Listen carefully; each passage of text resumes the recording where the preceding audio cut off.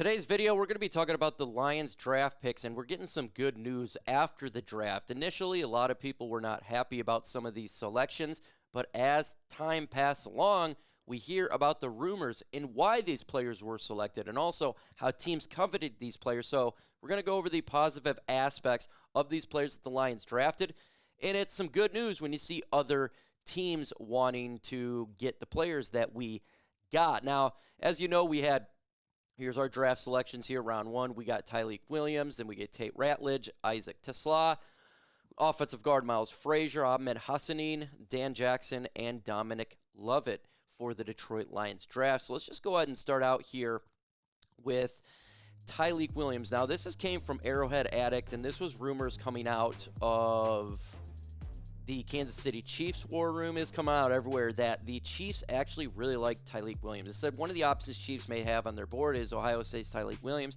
He's just enjoyed a national championship run with the Buckeyes. Now, Williams will look to find his ideal standing spot amidst the deep defensive draft class. He was coveted by the Kansas City Chiefs. He was one of the players that they had on their draft board.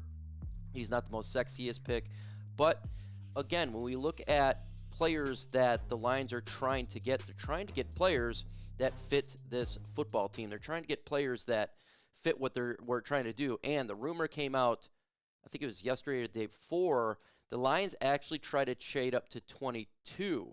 They wanted to get James Pierce. That was the rumor. However, the trade did not go through at 22. The other club did not want to give up that trade spot, and the Lions would have to give up the third-round pick. So they tried to trade up and get an edge. I can't get mad if they tried to trade up and get an edge. There's a run on offensive linemen.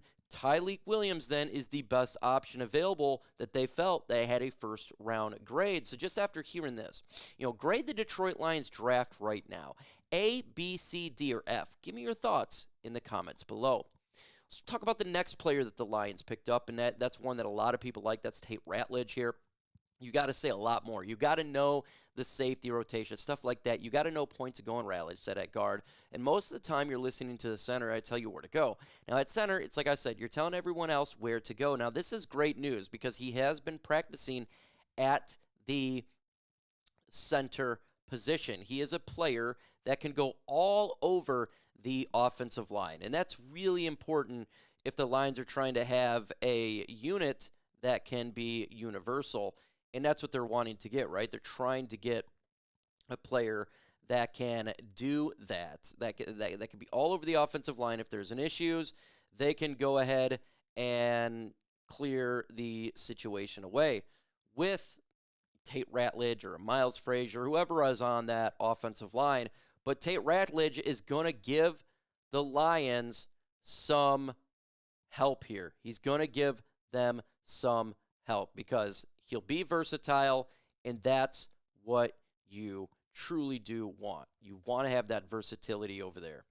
Now, let's go ahead and jump into the next player that the Lions drafted on a lot of people. Let's go ahead and jump into the wide receiver position. This is one of the biggest moves that the Detroit Lions made, and that was trading up for Isaac Tesla. Now, a lot of people were upset about the trade and why they gave up, but according to Michael Silver and multiple reports, according to Michael Silver, the Lions face competition with the Los Angeles Rams for the Jags pick, and there's other teams trying to trade up actually for Tesla.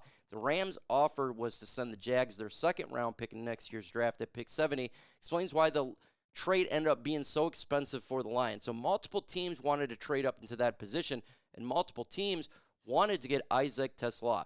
And that just shows you that he was a player who's coveted by multiple teams. Now, you look at these draft boards and you look at my draft or anyone's draft boards in the draft, you'll see different spots for players, or you're going to see different spots where these players go, different boards. One will have maybe in the third round or in the fifth round or seventh, all different.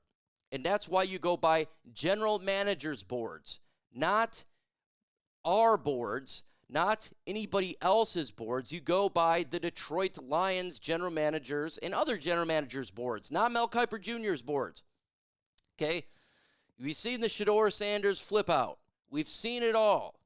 Just because a player is high on one person's board, it does not mean that that player is high on another person's board. So if you see what Mel Kiper has, that does not mean That's what the Lions are going to have.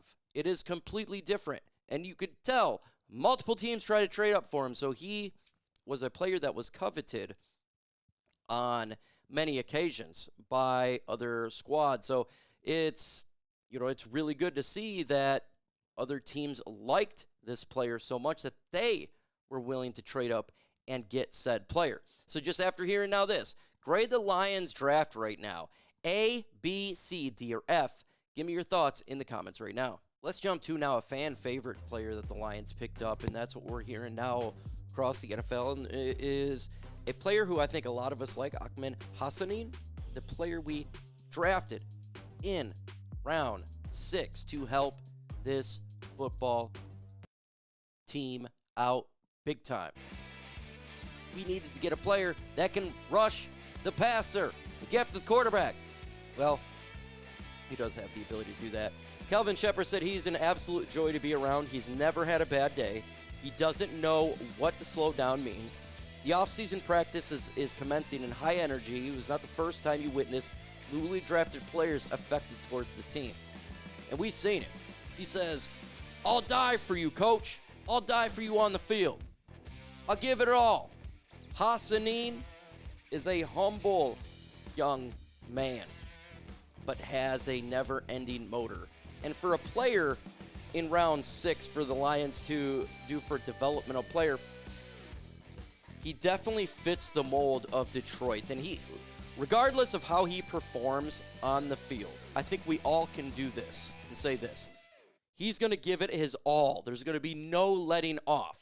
If he comes out there and he does good, it's because of his hard work.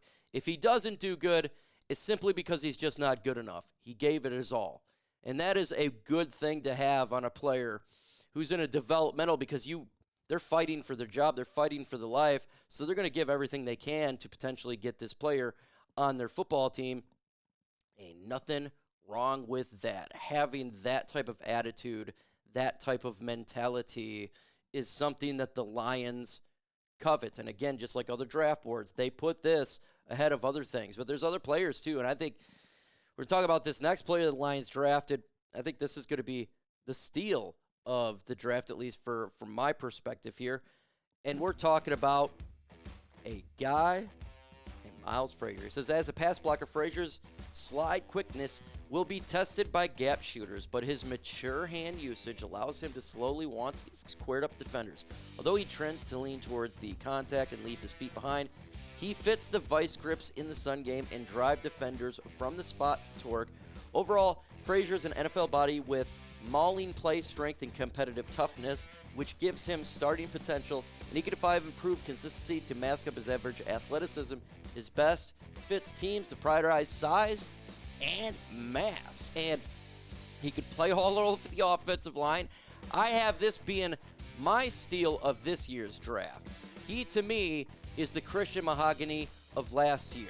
He's going to come in, and he's going to help the Lions out immediately upon that offensive line. And that's what's good thing about Miles Frasier. And this draft, this player drafted does make Graham Glasgow, in my opinion, expendable. We got a great offensive line now. Keude Osika, you got your starters. That's your backup right there, right? You got Dan Skipper. You got Giovanni Manu. The Lions got a lot of linemen, and we really changed the age, too. We got younger at that position. So Graham Glasgow could be a player that, in my opinion, could be on his way out because we picked up Miles Frasier with such a great spot in this year's draft.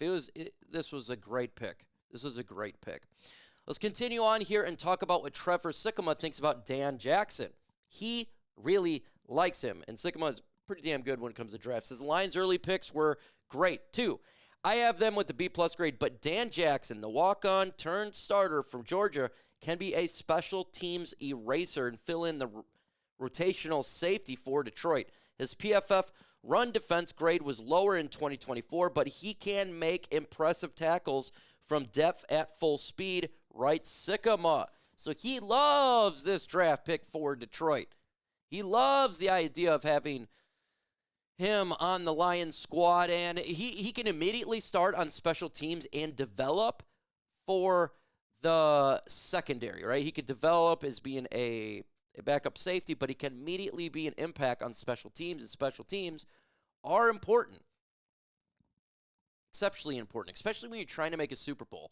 All three phases needs to be high end, right? You need to have a lot go for you to make a Super Bowl, and the Detroit Lions filled the special team slot with Dan Jackson, and he can develop for, down the road for what he can do. But let's go ahead and talk about the last player that the Lions did draft, and that is Dominic Loveit, the undrafted, or he wasn't undrafted. It's the undrafted Jackson Meeks was in there as well.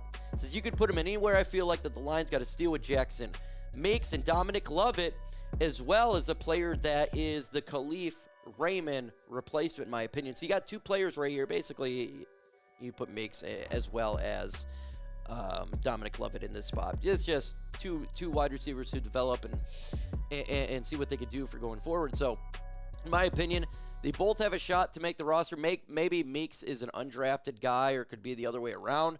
Either way, when it comes to Dominic Loveit and what he brings, he literally, in my opinion, is the Khalif Raymond replacement. That's what he is. He does exactly what Khalif Raymond can do. So regardless if he makes the team or not, if he's a player that's going to be on the field or not, you could put him on the practice squad if he doesn't make it, and he could be your Khalif Raymond for the up and coming years as we're getting younger at wide receiver, and that's what Dan Campbell really wanted to do. Make sure you go ahead and hit that notification bell. We're doing 2 videos a day now on this channel. We're starting it today, so you can get your Lions fix, one in the morning, one in the afternoon. So make sure you hit that notification bell. With that said, folks, adios.